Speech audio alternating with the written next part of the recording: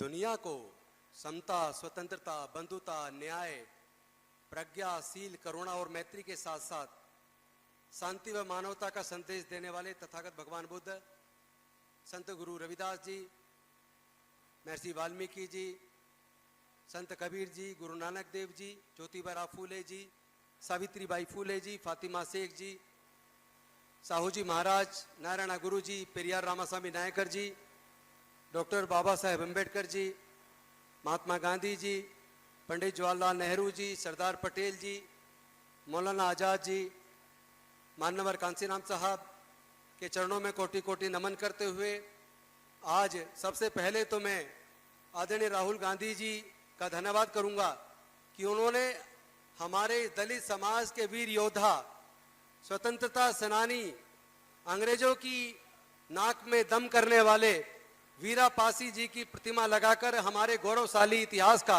हमारे पूरे समाज को बोध कराया। इसके लिए मैं आदरणीय राहुल गांधी जी का धन्यवाद करता हूं। हमारे समाज में अनेकों वीरांगनाएं और वीर पैदा हुए।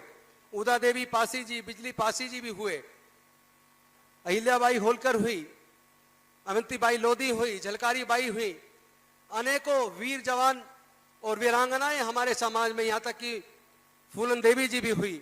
तो ऐसे अनेकों वीर लोग हमारे समाज में पैदा हुए, लेकिन अनफॉर्चुनेटली हमारे समाज के गौरवशाली इतिहास को, इतिहास लिखने वाले लोगों ने, जिनके हाथों में कलम थी, जिनका अधिकार शिक्षा के ऊपर केंद्रित था, जिन लोगों ने इतिहास लिखने का काम किया, कहीं ना कहीं उन्होंने बहुजन समाज के वीर जवानों व हमारी वीरांगनाओं के इतिहास को छुपाने का काम किया।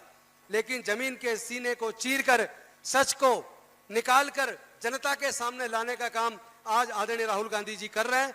और मैं समझता हूं कि हमारे देश में, पूरे देश के इतिहास को पढ़ने के बाद अगर हमें अपने समाज के इतिहास को समझना है तो पहले तो एक बात समझ लो, जो लोग या जो कौम अपने समाज का इतिहास नहीं जानती वो कभी इतिहास बना नहीं सकती।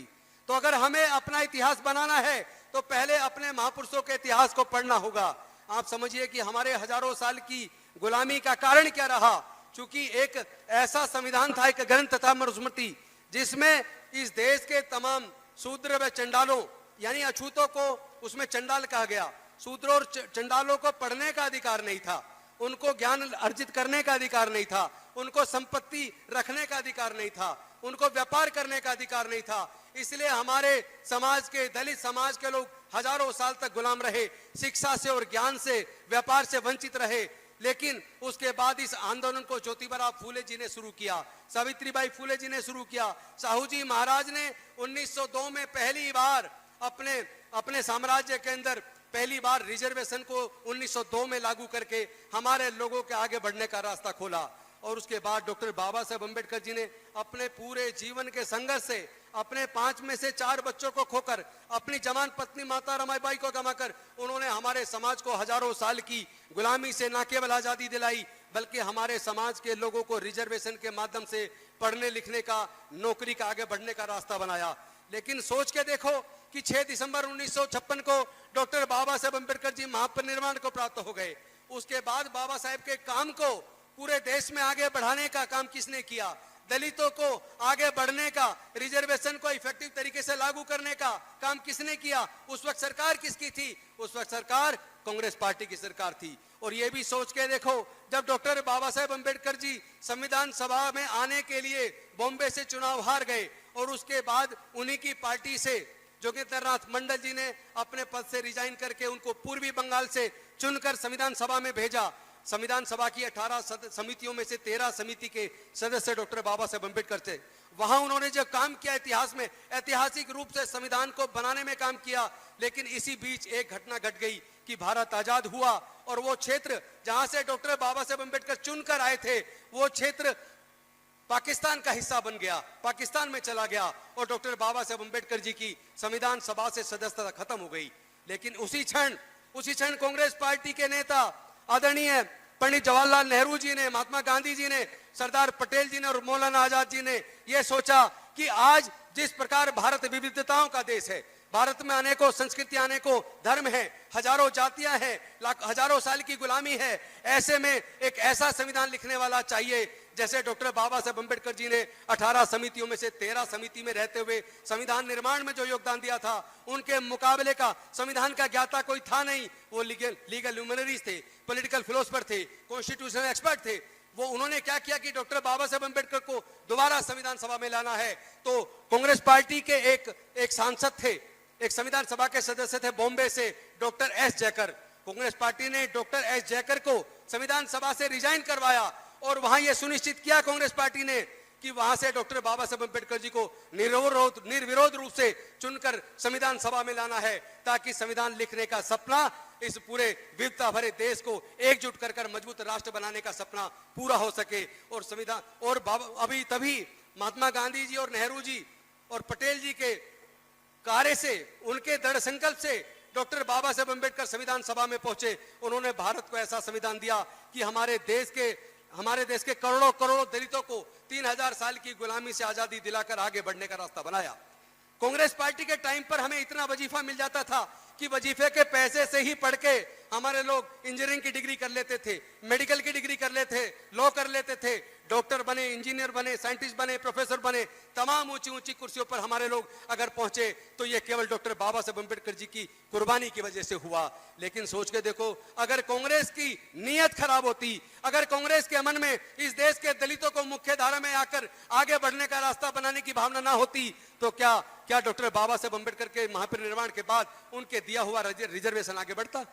अगर कांग्रेस की भी नीयत बीजेपी जैसी होती, जैसे आज बीजेपी ने पूरा स्कॉलरशिप खत्म कर दिया, पिछली साल का स्कॉलरशिप आया ही नहीं अभी तक, बच्चों की पढ़ाई छूट रही है। जो बच्चे जिनका एडमिशन इंजीनियरिंग में हुआ, मेडिकल में हुआ, लॉ में हुआ, आज उनका स्कॉलरशिप का पैसा नहीं आया, उनकी फीस जमा नहीं हो पा रही, पढ़ाई छोड़ने को मजबूर हैं, बच्चे सुसाइड कर रहे हैं। और दूसरी तरफ जो सैकड़ों पीएसयू कांग्रेस ने बनाए थे, जिनमें हमारे करोड़ों लोगों को नौकरियां मिली थी, वो सारे कांग्रेस का बनाए पीएसयू सारे भारतीय जनता पार्टी की सरकार ने बेच दिए। हमारे नौकरी के रास्ते बंद हो गए, ठेकेदारी प्रथा देश में लागू कर दी। लेकिन मैं अब आज पे आता हूं, आज मैं ये सोचता हूं, क्या भारत आजाद है? आप भी अपने मन में सोच के देखो, क्या भारत आजाद है? क्या हम अपने मर्जी से निर्णय ले सकते हैं? अगर हमें अगर रसिया से सस्ता तेल मिल रहा है और तेल की देश में किल्लत है, तो क्या हमें सस्ता तेल रसिया से खरीदना चाहिए कि नहीं खरीदना चाहिए? लेकिन क्या अब ये अमेरिका तय करेगा? क्या हमारे देश के प्रधानमंत्री अब ये निर्णय कि हमें रसिया से सस्ता तेल खरीदना कि नहीं खरीदना, क्या अमेरिका से पूछ के तय करेंगे? तो हमारे देश की सार्वभौमिकता कहां है?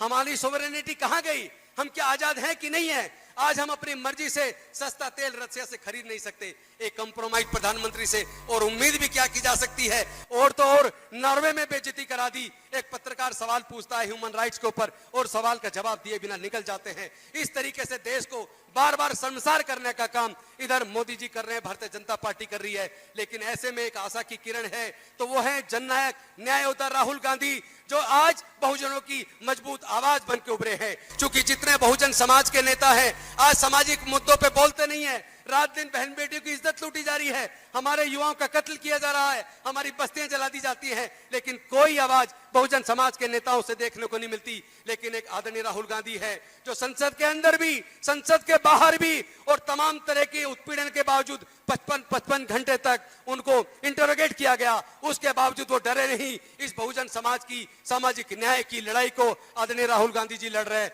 और हम सबको ऐसे अवसर पे गौरव की अनुभूति हो रही है, जिस तरह वीरा पासी जी ने हमारा गौरव बढ़ाने का काम किया, उदा देवी पासी जी ने हमारा गौरव बढ़ाने का काम किया, उसी तरह का गौरव बढ़ाने का काम इस पूरे भारत को एकजुट करके, मजबूत करके, आजादी का एहसास दिलाकर हमारे सामाजिक न्याय की लड़ाई को आदरणीय राहुल गांधी जी लड़ रहे हैं। तो हम आदरणीय राहुल गांधी जी का धन्यवाद करते हैं। और मैं, चूंकि मेरा तो जो कैडर का काम है, कैडर देने का काम करता हूं, तो मेरे कैडर में तो पूरा पौने घंटे से 1 घंटा कम से कम लगता है।